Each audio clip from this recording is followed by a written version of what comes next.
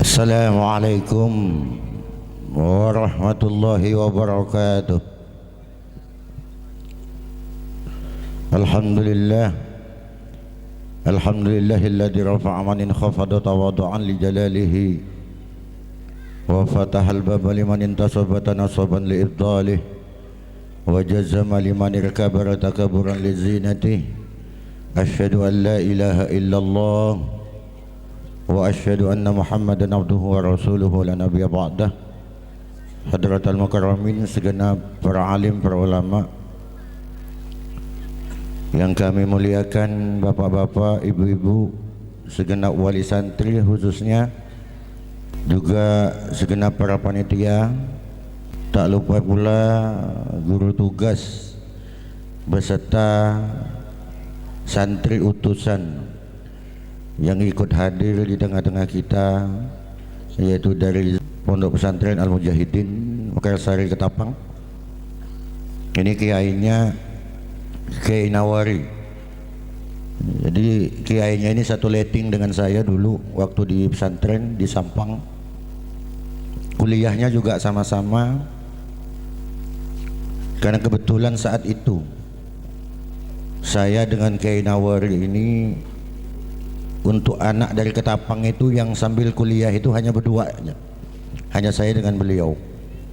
Tapi alhamdulillah, meskipun dengan penuh keterbatasan kami pada saat itu, karena kawan-kawan kami kuliah itu semuanya pakai mobil, paling tidak pakai sepeda motor. Saya dengan Kiai Nawari ini pakai sepeda ponik kalau dulu itu. Di Jawa waktu itu saya belinya 50.000. Itu pun bagi dua belinya. Jadi kalau berangkat, kami berangkat duluan nyampe ke kampus, kalau pulang belakangan. Kenapa? Karena agak malu memang. Yang lain pakai mobil, kami pakai sepeda. Tapi alhamdulillah, ternyata tidak dibatasi. Orang sukses itu tidak dibatasi dia harus pakai mobil.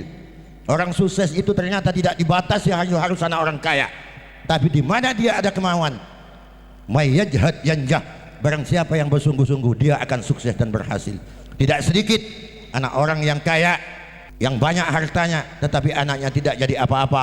Tapi banyak anak orang yang bukan siapa-siapa orang tuanya, tetapi anaknya bisa sukses dunia akhirat. Amin Allahumma amin. Dan alhamdulillah kami berdua sama-sama punya lembaga pondok pesantren, dan mohon doanya mudah-mudahan semua pesantren yang ada di Ketapang ini, terkhusus kami Nur Ilahi dan Mujahidin, ini mendapat ridha dari Allah Subhanahu wa Ta'ala. Malam ini adalah malam galeri yang pertama untuk tahun ajaran 2022-2023, dan malam ini khusus untuk program unggulan At-Tanzil. Karena kami di Nur Ilahi ini punya 4 program unggulan, yaitu satu At-Tanzil yang Bapak saksikan tadi, yang kedua itu program Tahassus Al-Miftah yang guru tugasnya itu dari Zainul Ulum wad Da'wah, yang merupakan cabang dari Pondok Pesantren Sidogiri. Dan sudah 7 tahun kami program ini kita jalankan di sini. Yang ketiga itu Tahassus Mulia.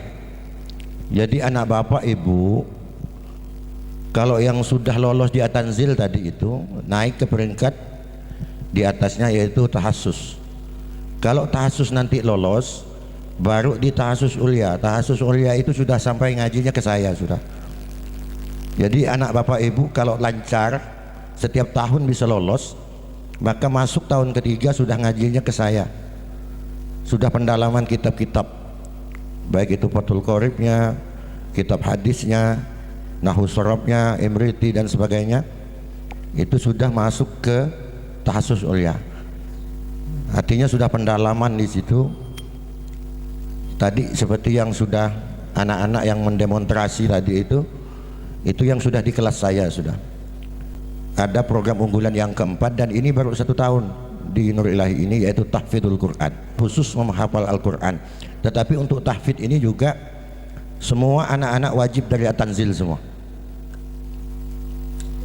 Lolos dari At-Tanzil baru mereka bisa milih maunya ke tahassus atau ke tahfidzul Quran. Alhamdulillah baru 1 tahun berjalan, Di sini anak-anak yang khusus menghafal Al-Quran sudah ada yang hafal 20 juz sudah. Ini pengenalan kepada Bapak Ibu sekalian. Dan untuk At-Tanzil tadi itu santri yang baru yang tahun ini mengikuti program At-Tanzil ini kurang lebih 3 bulan katanya. Sebenarnya tidak nyampai karena kita mulainya pada 1 Juli.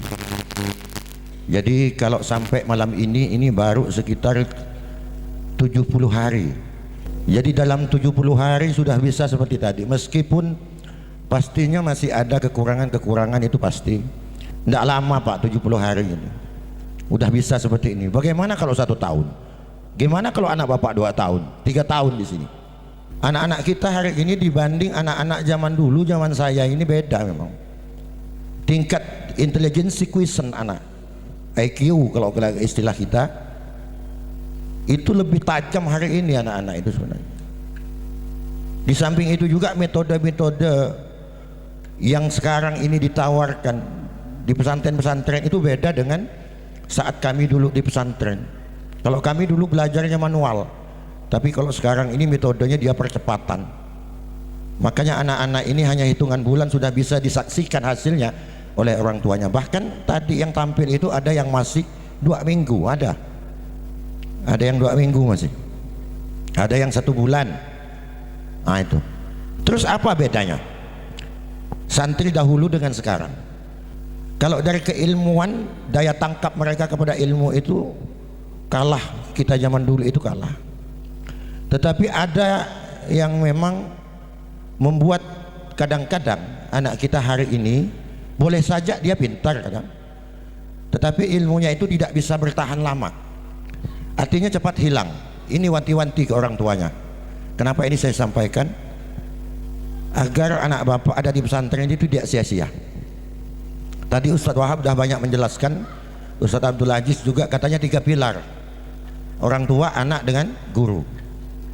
Ustadz Wahab juga menjelaskan anak di pesantren itu kalau bisa mencapai baca kitab ini, bisa itu target Bapak Ibu, target program yang dicanangkan oleh satu pesantren dan orang tua. Ingin anaknya bisa begini, bisa kitab ini, bisa kitab itu target. Tetapi kalau masalah karakter, akhlak, itu hal wajib. Artinya satu lembaga ketika dia tidak mampu mencetak santrinya untuk menjadi orang baik, orang yang berakhlak, orang yang bisa diandalkan di masyarakat, berarti pesantren itu belum. Nah, untuk mencapai ini semua kita perlu kerjasama. Tidak cukup saya dengan dewan guru di sini, tidak cukup anak bapak di sini. Karena kadang ada wali santri itu yang penting anaknya udah diantarkan ke pondok, udah tak peduli lagi dia. Anaknya mau makan ya ada, mau belajar ke ada, tak peduli mereka.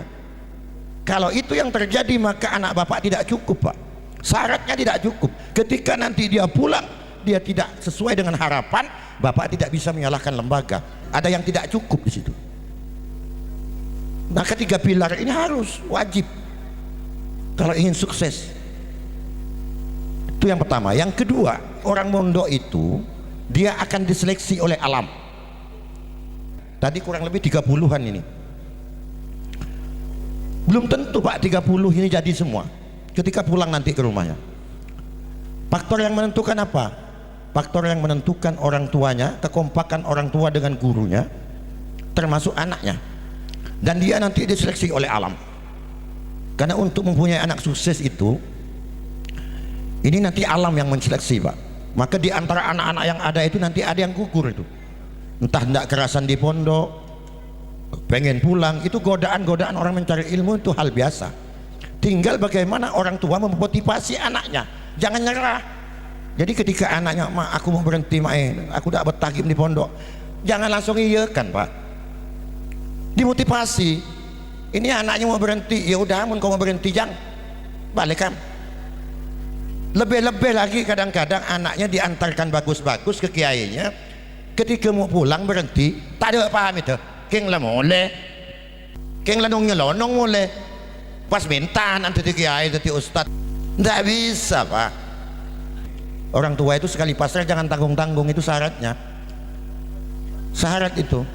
Ada cerita begini. Sultanul Aulia yang bernama Syekh Abdul Qadir Al-Jailani ini, beliau ini santrinya tidak banyak, karena Syekh Abdul Qadir ini bertekad setiap santri yang ia didik pulangnya harus jadi, maka disesuaikan oleh beliau. Jadi suatu ketika, karena biasa Pak ulama ini seorang kiai itu pasti godaannya, pasti ada yang benci, ada yang suka, itu pasti, termasuk pesantren kayak Nur Ilahi ini pasti ada yang tidak suka, itu ada yang suka, ada yang tak suka. Nah, yang tak suka ini pasti dia ini kadang-kadang menebar fitnah kemana-mana. Oh begini, begitu, begini, begitu. Akhirnya nanti adalah orang tua itu yang percaya dengan omongan orang itu, padahal orang itu hanya ingin menghancurkan saja, memfitnah. Jadi Syekh Abdul Qadir ini seperti itu. Syekh Abdul Qadir ini meskipun Sultan Al-Aulia, Waliullah, beliau ini tidak pernah menyombongkan diri. Syekh Abdul Qadir ini bahkan dengan santrinya pun dia hormat. Itu seorang Syekh Abdul Qadir Jailani. Makanya kalau orang, kalau kiai, kalau ustadz, kalau syekh, kalau sudah alim betul-betul, otaknya berisi ilmu dan adab, dia tidak akan pernah sombong, Pak. Tak akan pernah sombong, karena dia udah penuh. Kalau yang betul ulama itu dia akan tunduk, tawaduk dia. Jadi Syekh Abdul Qadir ini setiap makan pasti dia makan dengan santri. Jadi makan ramai-ramai gitu pakai talam, makan dengan santrinya. Suatu ketika orang yang benci ini mengintip kegiatan di pesantren itu, akhirnya udah dia datang ke orang tuanya, orang tua salah satu santri. Apa kata orang yang benci tadi? Pak, bapak tahu ndak anak bapak di pondok? Enggak. Aku melihat sendiri dengan mata kepalaku nih. Anak bapak itu dikasih makan sisa-sisanya kiainya, sisa-sisa Abdul Qadir itu. Anak bapak di sana cuma suruh membantu, disuruh nyuci piring lah, disuruh masak lah. Akhirnya tergoda Pak orang tuanya nih. Karena tergoda datang ke pesantrennya, didatangi kiainya Syekh Abdul Qadir ini. Syekh Abdul Qadir, anak saya dididik ke sini disuruh ajar biar dia belajar tentang agama, biar dia pandai tahu hukum dan sebagainya. Tapi kenapa anakku ada di pondok cuman kau suruh nyuci piring, kau kasih makan sisa-sisamu? Anakku bukan pembantu di sini, disuruh ngaji. Kalau begitu anakku akan saya bawa pulang saja. Apa jawab Syekh Abdul Qadir? Ya kalau memang itu kemauan kamu, ya silakan bawa, aku hanya terima titipan. Udah, setelah sampai ke rumah, penasaran si bapak ini disoal anaknya, ditanyakan kitab fikihnya Fathul Qoribnya, bisa, bahkan tanpa melihat kitab. Ditanyakan hadisnya, bisa, hafal ribuan hadis. Ditanya tasawufnya, bisa. Ditanya nahwu sorobnya, bisa semua. Pintar luar biasa si anak ini. Akhirnya nyesal, nak, kamu kok pintar? Yang aku dengar kamu ini cuma dijadikan pembantu oleh kiai. Bapak itu hanya mendengar fitnah, Pak. Aku ini menjadi dididik oleh guruku di sana. Oh kalau begitu udah nak, kamu kembali lagi ke pondok. Diantar lagi ke pondoknya. Bebelih sama turun ke kiai, dibalikkan lagi ke pondoknya. Setelah dipulangkan dihadapkan lagi ke Syekh Abdul Qadir. Syekh, aku menyesal saya sudah mengambil anakku ku bawa pulang. Ternyata anakku sesuai dengan yang kuharapkan. Ternyata anakku telah kau didik secara benar, sehingga anakku bisa sesuai dengan apa yang aku lihat dan aku saksikan sendiri. Oleh karenanya sekarang anakku akan kukembalikan lagi ke pondok ini untuk belajar kembali. Apa jawab Syekh Abdul Qadir? Aku bisa saja menerima anakmu kembali ke pondok ini untuk belajar, tapi ketahuilah wahai bapak, nur dari ilmu itu sudah tidak ada lagi di anakmu. Bahkan ilmu yang sudah didapat oleh anakmu, yang sudah kau saksikan sendiri kealiman anakmu, itu sudah tidak ada nurnya lagi.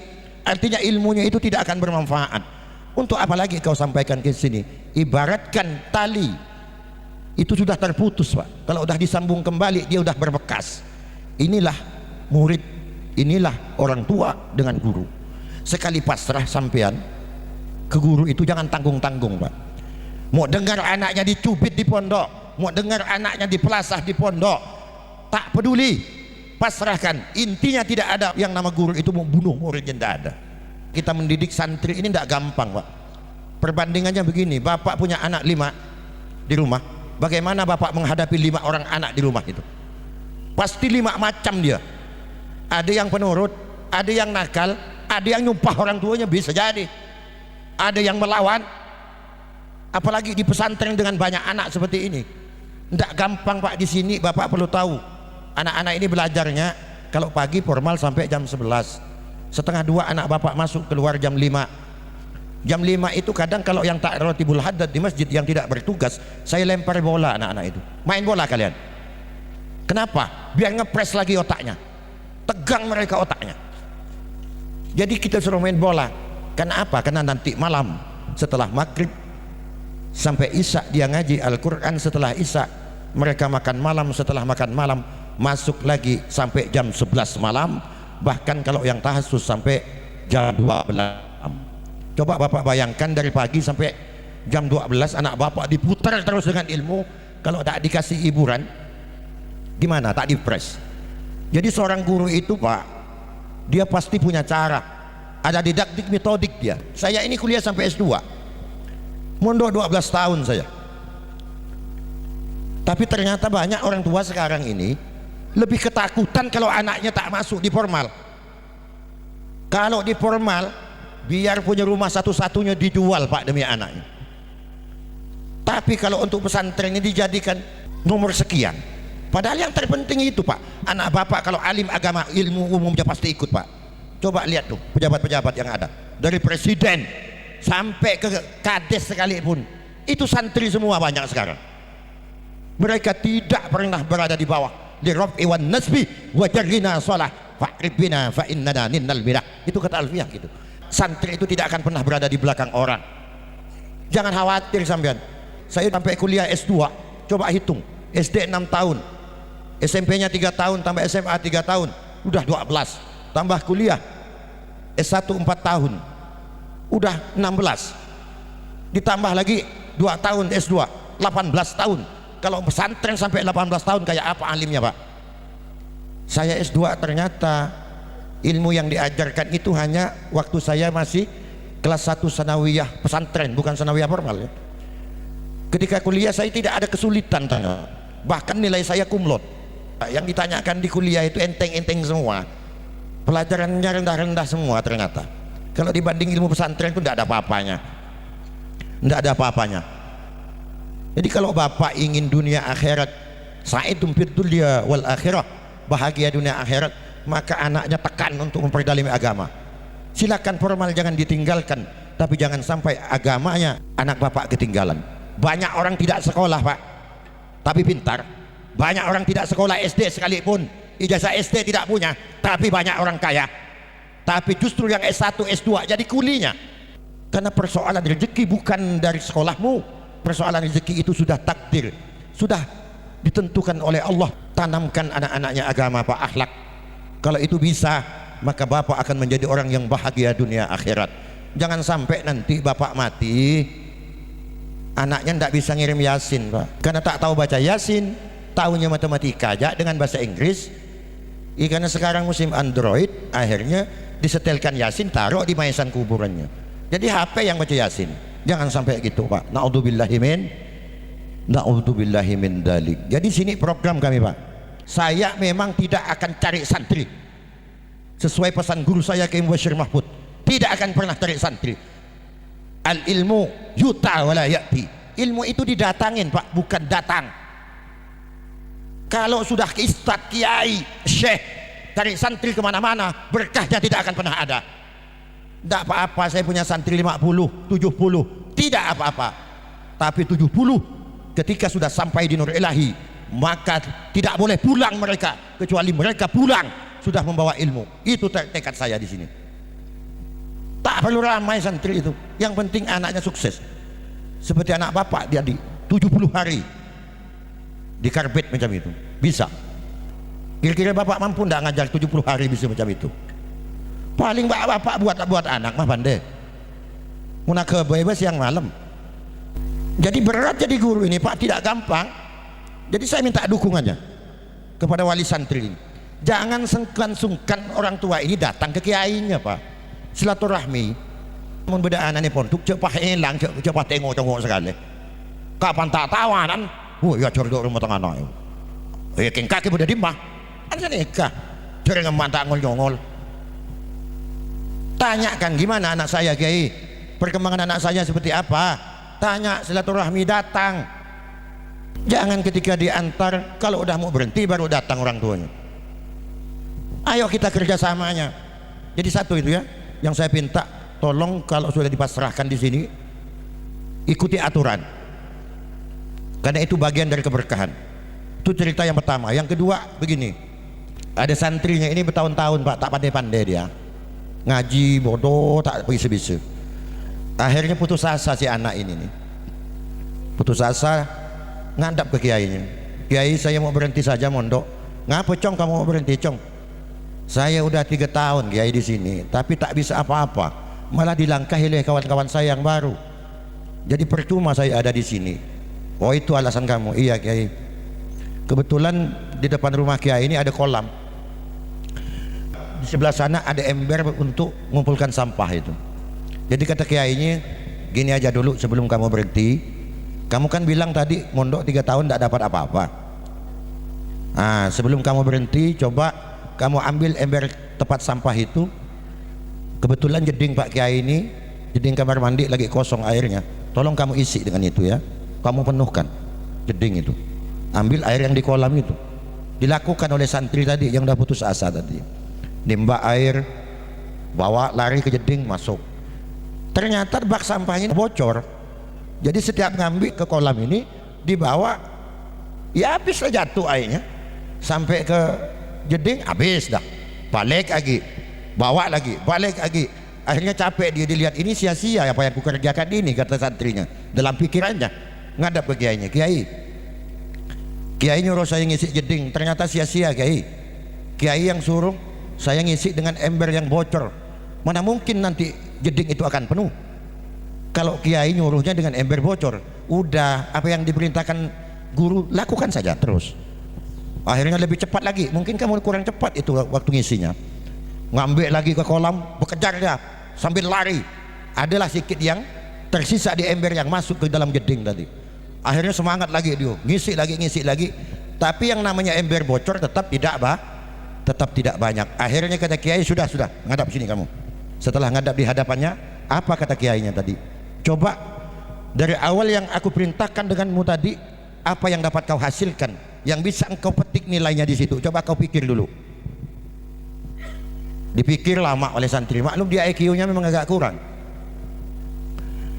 Tidak ada Kiai. Ada kata Kiai. Coba pikir lagi. Ada itu.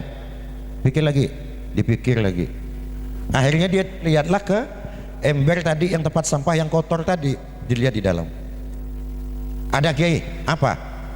Tadi waktu saya membawa ember ini, karena bekas sampah banyak kotorannya Kiai. Terus sekarang ternyata di dalamnya sudah bersih Kiai. Tidak ada kotoran yang melekat satu pun. Tersenyum Kiai mendengar jawaban santrinya. Itu hasilnya. Kamu boleh saja tidak dapat ilmu di pesantren, boleh saja kamu tidak alim, boleh saja kamu tidak bisa kitab ini kitab itu, tapi kau lihat hatimu akan bersih nak. Meskipun engkau 2, 3, 4 tahun ada di pesantren, ilmu tak kau dapatkan karena otakmu terlalu lemah, tapi tetap ada hasilnya. Hatimu bersih seperti ember tadi. Kotorannya di dalam yang awalnya banyak, ternyata dia menjadi bersih. Begitu juga hatimu. Dan ini yang terpenting, al ilmu nurun wa nurullahi la yuhdi li'asi. Ilmu itu cahaya, dan cahaya ilmu tidak akan pernah datang kepada orang yang ahli maksiat. Di pesantren paling tidak anak bapak sholat 5 waktunya tepat. Di pesantren paling tidak anak bapak tidak keluyuran kemana-mana. Di pesantren itu paling tidak anak bapak waktunya ngaji ikut ngaji, waktu sholat ikut sholat, waktu tahajud malam ikut tahajud malam. Ketika kegiatan-kegiatan Islam, kegiatan ibadah, pasti anak bapak ikut, meskipun anak bapak beda dari yang lain, tidak bisa apa-apa. Artinya tidak ada anak yang di pesantren satu pun yang tidak ada manfaatnya ketika ada dia di pesantren. Coba di rumahnya sampean, paling dia sibuk HP Pak. Hari ini dalam genggaman dunia ini, kalau dulu orang tua kunci pintu, masukkan ke kamar, anaknya kunci, aman sampean. Tapi kalau hari ini taruh di dalam kamar kunci sekalipun, itu tidak aman anak bapak itu, karena dia bisa melihat dunia. Dunia ada di genggamannya. Dia mau lihat Amerika saat itu juga bisa, dia mau lihat pengajian saat itu juga bisa melalui HP. Tapi dia juga mau lihat film porno juga bisa. Bagaimana sampai ngawasinya? Jadi aman kalau di pesantren Pak. Jangan khawatir, tak mungkin anak bapak tak makan di pesantren. Meskipun ada yang terlambat bayar dan sebagainya, pasti makan. mun kiai ngakan pasti ngakan, coba kebater. Yang penting saya minta kompaknya saja, saya minta kompaknya. Ini fenomena akhir zaman sekarang ini, banyak aturan-aturan yang tidak mendukung kepada pembentukan karakter anak. Banyak aturan sekarang ya. Memang di Nur Ilahi ini saya pantang Pak, termasuk kepada ustadznya saya pantangi, tak boleh ustadz-ustadz itu mukul santri. Kalau memang tidak mampu serahkan ke saya. Dan anak IQ-nya yang lemah itu bisa sebenarnya diobati, karena yang nama kiai ini dokter Pak, dokter rohani dia. Maka santri saya di sini kalau yang otaknya agak lemah itu biasa saya mandikan dan sebagainya. Ada di antaranya kemarin itu saya mandikan. Bagaimana untuk mengangkat biar otaknya ini agak terbuka. Bisa Pak, bisa. Jadi mau anaknya tak bisa datang, Pak Kiai anak saya ini agak lemah otaknya. Gimana caranya Pak Kiai? Oh tenang, bawa ini. Nah, kita bisa, anak kita itu bisa Pak, bisa kita setel. Tapi itu syaratnya harus dekat dengan kiainya. Jangan nanti anaknya, Kiai nelpon dari rumahnya, Kiai anak saya tuh kurang cerdas, Kiai kasih gak minum Kiai? Kayaknya mana metuan. Nggak bisa seperti itu. Dan Bapak perlu tahu, kalau untuk urusan agama di dunia ini tidak ada yang lebih bagus pendidikan keagamaannya kecuali Indonesia. Tidak Mesir, tidak Arab Saudi, tidak Yaman, dan tidak yang lain. Di Indonesia Pak, silakan mondok ke Yaman, silakan mondok ke Mesir, silakan kalau yang punya uang. Tapi Bapak yang punya anak tak mampu dikirim ke Yaman, ke Mesir, jangan Bapak kecil hati. Banyak ulama-ulama besar di Indonesia ini tidak lulusan dari luar Indonesia, tapi mereka lulusan orang Indonesia sendiri, pesantren-pesantren yang ada di Indonesia ini. Sekarang yang fenomenal itu Gus Baha, Kiai Haji Bahauddin Nur Salim, santrinya Kiai Maimun Zubair, itu adalah ulama teralim saat ini di dunia. Dia itu tidak mondok kemana-mana, dia itu mondoknya di sarang di Jawa Tengah kepada Kiai Maimun Zubair, tapi jadi orang paling alim sedunia hari ini. Jadi kalau di Quran ini Pak, hukum ini itu di dalam riwayat itu ada 800 hukum, ada wafi riwayatin 1500, 300 sudah ditemukan oleh ulama-ulama sebelumnya, 200 hari ini hukum yang belum pernah terpecahkan di dalam Al-Quran itu dipecahkan, ditemukan oleh Gus Baha Kiai Haji Bahauddin Nur Salim. Udah 500. Jadi kalau 800 berarti tinggal 300.